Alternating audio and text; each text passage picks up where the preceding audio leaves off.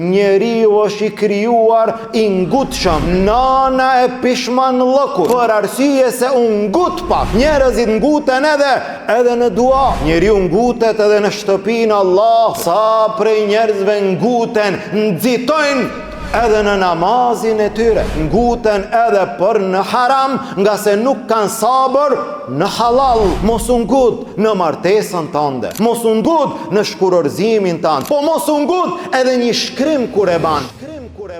Innal hamdalillah nahmaduhu ta'ala wa nasta'inuhu wa nastaghfiruh ونعوذ بالله من شرور أنفسنا ومن سيئات أعمالنا من يهده الله فهو المهتد ومن يضلل فلا هادي له وأشهد أن لا إله إلا الله وحده لا شريك له وأشهد أن محمدا عبده ورسوله اللهم صل على محمد وعلى آل محمد كما صليت على إبراهيم وعلى آل إبراهيم إنك حميد مجيد اللهم بارك على محمد وعلى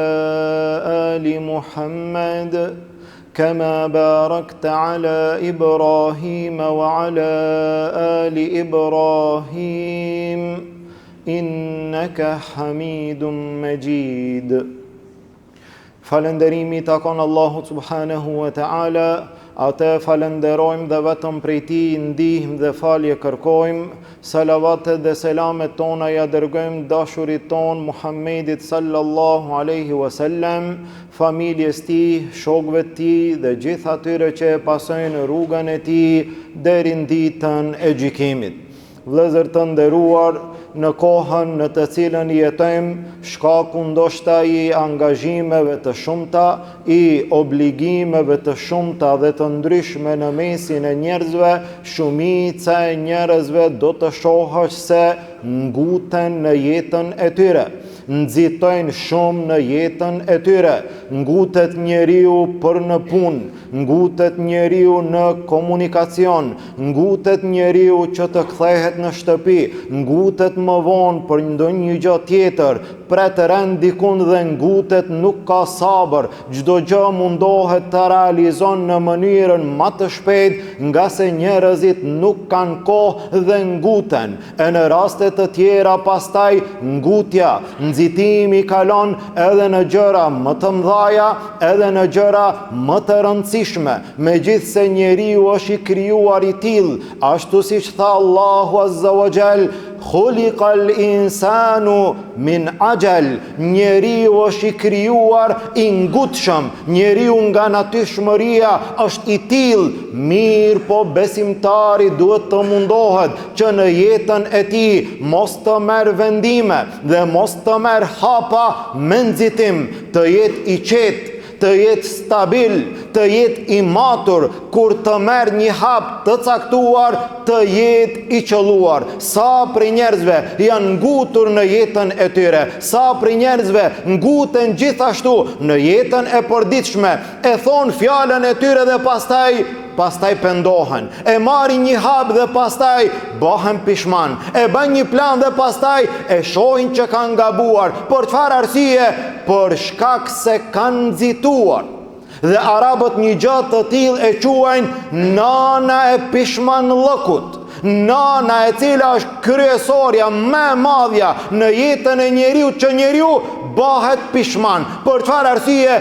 Për arsye se u ngut pak kishte bë sabër, mos të kishte thënë, pak të kishte bë sabër, mos të kishte reaguar, pak të kishte bë sabër, shumë gjëra do ishin më ndryshe. Andaj besimtari në jetën e tij duhet të jetë më i matur, duhet të jetë më i qetë, duhet të jetë më i kujdesshëm kur ta merr hapin, të jetë hapi i tij i qelluar. Kështu na mëson feja Allahut Azza wa Jall, kështu na mëson Kur'ani, kështu na mëson suneti i pejgamberit sallallahu alaihi wasallam. Disa njerëz nguten në ndryshimin e gjendjes. Dëshirojnë që gjendja të ndryshon në xhami, në familje, në lagje, në popull, edhe më gjerë për një kohë të shkurt. Mirë po pejgamberi sallallahu alaihi wasallam na tregon që gjendja nuk ndryshon për një ditë, gjendja nuk ndryshon për një javë, gjendja ndryshon për së miri, gradualisht. Kështu ndodhi në kohën e pejgamberit sallallahu alaihi wasallam, ku sahabët u sprovuan shumë deri në atë shkallë sa që Khabbab bin Arat radiallahu anhu tha: ja Rasul Allah, a nuk e lut Allahun për neve? A nuk e lut Allahun që të na ndihmon? Pejgamberi sallallahu alaihi wasallam tha: ka pas në popujt para jush njerëz të cilët janë sprovuar dhe janë masakruar dhe janë coptuar për këtë din. Pasha Allahun, Allahu do ta ngrit dhe do ta plotson këtë fe. Mirë po, walakinnakum tastajilun, mirë po ju nguteni shumë. Islami do të ngritet, Islami do të përhapet, Islami do të sundon, Islami do të gjallëron nga gjitha anët e botës. Mirë po ju nguteni shumë. Një gjë e tillë nuk bëhet për një ditë. Pejgamberi Allahut, mirë po kaluan 20 vite pas atyre sprovave, 20 vite të plota, derisa u kthye në Mekke dhe në Kabe dhe i theu idhujt e idhujtarve. Duhet kohë, besimtari nuk duhet të ngutet që ta sheh rezultatin, që ta sheh suksesin. Besimtari duhet të mundohet që ta realizon atë që i takon. Pastaj suksesi është në dorën e Allahut Azza wa Jall. Njerëzit nguten edhe në dua.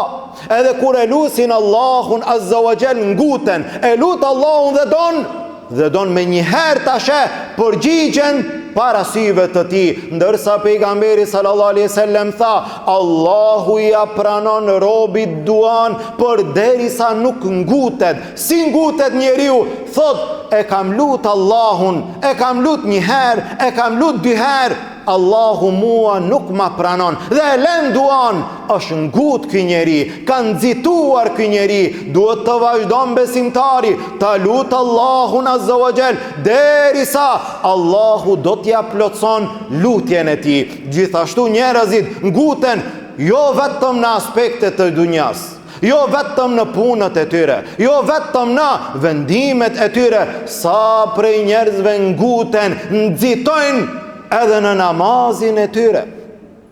Edhe kur falet, ngutet.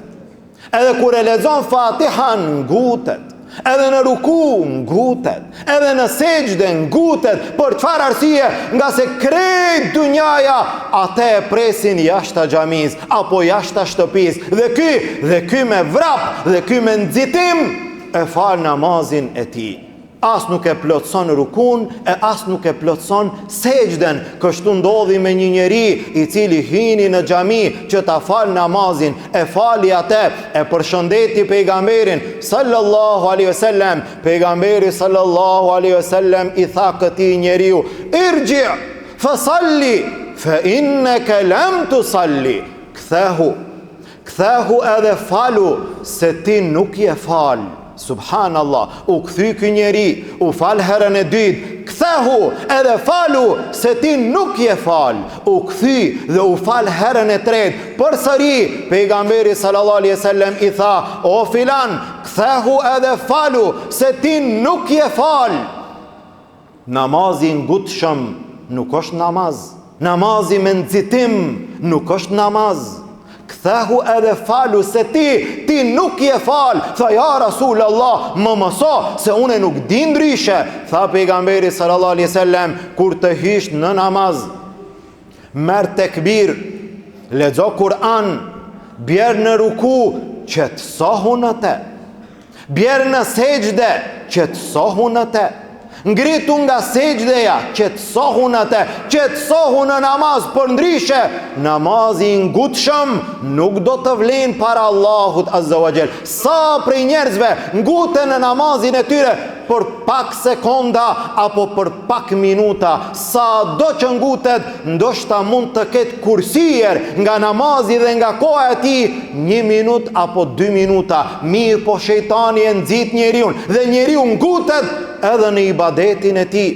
Njeriu ngutet edhe në shtëpinë e Allahut, edhe në xhami, edhe në xhuma, në momentin që jep selam me vrap me nxitim, të del prej xhamie, qetësohu pak, e ke fal xhuman, e ke fal namazin, ke dhënë selam, ban pak dhikr, mos u ngut në shtëpitë Allahut Azza wa Jall, dhe pastaj të gjithë do të dalim dal nga dal. Mirë, po njeriu ngutet në shumë raste, njeriu ngutet edhe në sprovat e tij. Allahu e sprovon, nuk ka gjendje me bë sabër, ndoshta e thot një fjalë, ndoshta e fajson Allahun Azza wa Jall, ndoshta reagon me ndonjë reagim që nuk i takon besimtarit. Kështu ndodhi me një njeri i cili mori pjesë në luftë bashkë me sahabët, i cili i çante safat e idhujtarëve, të cilin e pan sahabët dhe than, atë që e ka fitu ky nuk e ka fitu askush. Ky luftar i madh lumi ky për veten e tij, lumi ky kur del para Allahut Azza wa Jall. Tha pejgamberi sallallahu alaihi wasallam, ama innahu fin nar, ky njeri do t'jetë nga banorët e xhehenemit. Subhanallah, u habitën sahabet, gjithë këtë luft, gjithë këtë sakrificë në xhehenem, një njeri i shkoi mbrapa, e përcjell të gjendjen, derisa ky njeri u plagos rand, nuk pati sabër, e vendoi shpatën në tokë dhe ra me trupin e tij mbi shpatë dhe e mbyti veten e tij. Tha, festajel el maut, unë gut ky njeri, e shpejtoj vdekjen, vdekja nuk shpejtohet, mirë po unë gut, mos ta kishte marrë atë hap, do të kishte vdek në mënyrë normale. Ky njeri te pejgamberi sallallahu alaihi wasallam, tha ja Rasulullah, atë që e ke thënë e kam pa me sytë e mi. Ky njeri e mbyti veten. Tha ka njerëz të cilët për sy e fatësi bajnë vepra të xhenetit, fundi i tyre do të jetë xhehenemi. Andaj besimtari në jetën e tij duhet të jetë shumë i kujdesshëm, mos të merr hapa të rëndësishëm të ngutshëm. Mos u ngut në punën tënde, mos u ngut në jetën tënde, mos u ngut në martesën tënde, mos u ngut në shkurorzimin tënd, po mos u ngut edhe një shkrim kur e ban, mos u ngut edhe një fjalë kur e thua, nga se për të gjitha këto ka mundësi që të pendohesh. E disa prej njerëzve nguten edhe për në haram, nga se nuk kanë sabër në halal. Allahu ja ka caktuar riskun, jashtë riskut të tij nuk del. Mirë po ai nuk ka sabër, në vend se ta merr riskun në halal, ai do të shkon dhe do ta merr në haram. Do të niset për në bank, do të merr kredi, apo do të vjedh, apo do të bën ndonjë mashtrim që të fiton. Sa do të merr, aq sa e ka risk. Mirë po njerëzit nuk kanë sabër, nguten dhe në vend se ta merr në halal, e merr në haram. Kështu ndodhi me Aliun radiallahu anhu, i cili arriti pranë xhamis, e kishte kafshën, e kishte devën e tij me vete dhe e mbante për kërpeshin e saj. Arriti te xhamia, e pa një të ri, o filan, a mundesh me marrujt kafshën time sa të hi në xhami të falem? Tha po, nuk është problem, i ala devën, i ala kafshën, dhe hini e fali namazin. Duke dal prej xhamie, i ndajti disa të holla që t'ja jep këtij të riu. I mori 2 dirhem. Ky i cili ja ka rujt kafshën, t'ja jep dhurat. Mirë po kur doli jashtë xhamie e pa që ky i ri i ja kishte hjek kërpeshin kafshës, e kishte vjedh dhe e kishte lanë kafshën në atë gjendje, kishte ik. Dhe subhanallah, e pas ka marrë, unë e dashta që t'ja jap 2 dirhem, hajri inshallah. O filan, a shkon atje në pazar, në treg, dhe ma merr një kërpesh për kafshën time? Po, merri 2 dirhem dhe shko bleje. Shkon ky njeri, hyn në treg, vjedhësi, i cili e vodhi kërpeshin e Aliut radiallahu anhu të kafshës së tij, e shet atë. Sa e shet? 2 dirhem. Meri 2 dirhem, ma jep atë. U kthi me të njëjtin tek devja Aliut radiallahu anhu.